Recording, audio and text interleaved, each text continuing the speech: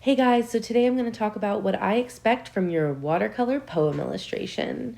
So here's my illustration. My poem is by Jim Morrison. It's all about setting yourself free from fear. So I used a lot of symbolism with birds and butterflies, showing that fear and those birds towards the bottom, and then the freedom of the flying butterflies. For my background, I did a sunburst intended to be behind Jim Morrison. So here I'm using 1 point perspective and I'm creating sunburst lines.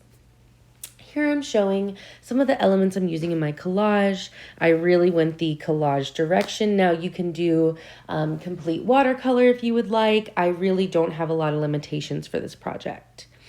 I decided to incorporate my poem. Now, you do not have to have the written poem incorporated into the illustration, but I decided to do that. And so I used colored pencils and I drew out this neat scroll and wrote out the poem in full.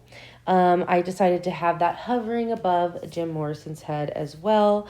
So mine's definitely more in that collage direction. This is very open-ended. I know you might not have all of the same materials at home, but I know all of you do have watercolor paper, pencil, pen, and colored pencils. So next, I'm going to jump into my background. So I just did a simple watercolor wash.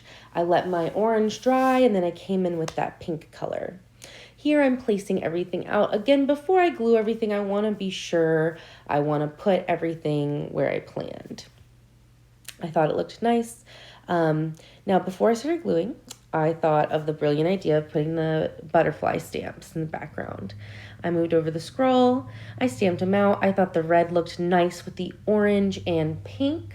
Okay, so keep in mind your elements principle design, like really think about how you want to incorporate color and texture into this. So this is in the background, it's kind of blending in more, but it's a nice little effect.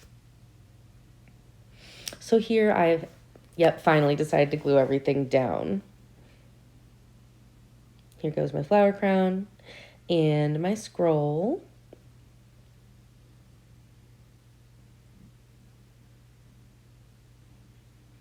Okay. Now these illustrations really need to follow the narrative of the poem that you're choosing. I need to be able to read that poem and connect that image in the illustration to the poem.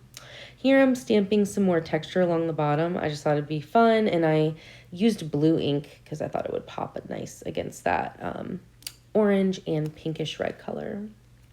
So here is my final product.